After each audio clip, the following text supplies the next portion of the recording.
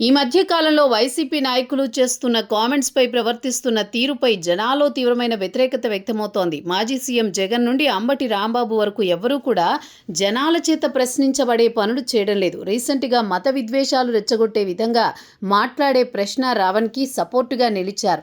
Arrest అయి జైలులో ఉన్న అతనికి లాయర్లను కూడా ఏర్పాటు చేసింది వైసీపీ. పైగా అంబటి ఆధునిక యుగంలో రావణుడిదే విజయం, అతన్ని గెలిపించుకుని తీరుతామంటూ వివాదాస్పద వ్యాఖ్యలు చేశారు.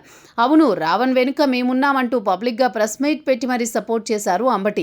మరోపక్క సున్నితమైన అంశంలో వైసీపీకి చెందిన మాజీ మంత్రి పేర్ని చేసిన కొన్ని వివాదాస్పద వ్యాఖ్యలు చూస్తే అసలు వీళ్ళు మనుషులేనా అనే భావన రాక తప్పదు. వరంగల్కి చెందిన నిరంజన్ అనే యువకుడు జన్యు సంబంధిత వ్యాధితో బాధపడుతూ చివరి రోజుల్లో తన అభిమాన నటుడు పవన్ని కలవాలని ఉందని చెప్పడంతో పవన్ అతన్ని కలిశారు. దీనిపై పేర్ని అప్పట్లో స్పందిస్తూ వాడెవడో నాకు ఒంట్లో బాలేదన్నయ్య అన్నాడట, వస్తున్నా తమ్ముడు అంటూ ఈయన వెళ్ళాడట అంటూ విమర్శించారు. పవన్ అక్కడికి వెళ్లిన వారం రోజులకి నిరంజన్ చనిపోయాడు. ఇప్పుడు అతని తల్లిదండ్రులు కూడా పేర్నిపై మండిపడుతున్నారు. ఈ అంశంలో వైసీపీపై తీవ్రమైన వ్యతిరేకత ఏర్పడింది. ఇక అంబటి నేడు డిప్యూటీ సీఎం పవన్ ఆరోగ్య పరిస్థితిపై సెటైర్లు కురిపించాడు.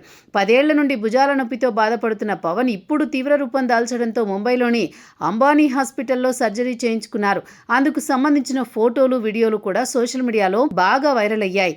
దీనిపై అంబటి మాట్లాడుతూ, భుజాలు నొప్పిగా ఉన్నాయంటగా, మరెందుకు నొప్పి వచ్చిందో మాకు తెలియదు. ఓ రోజు మా తల్లిగారికి సీరియస్గా ఉందని వెళ్ళాడు. ఇవాళేమో ముంబై హాస్పిటల్కి వెళ్ళిపోయాడు. ఈ నాటకాలేంటో, వాళ్ళ మధ్య ఏం జరుగుతోందో మాకేం తెలుసు, మీకే తెలియాలి అంటూ అంబటి చేసిన కామెంట్స్పై సోషల్ మీడియాలో పవన్ ఫ్యాన్స్ తీవ్ర స్థాయిలో మండిపడుతున్నారు. సర్జరీ చేయించుకున్నది కళ్ళకు కనిపిస్తోంది. అయినప్పటికీ కూడా మానవత్వం మర్చిపోయి అంబటి చేస్తున్న ఈ కామెంట్స్ అతని దిగజారుడుతనానికి నిదర్శనమంటూ సోషల్ మీడియాలో నెటిజన్లు కామెంట్స్ చేస్తున్నారు.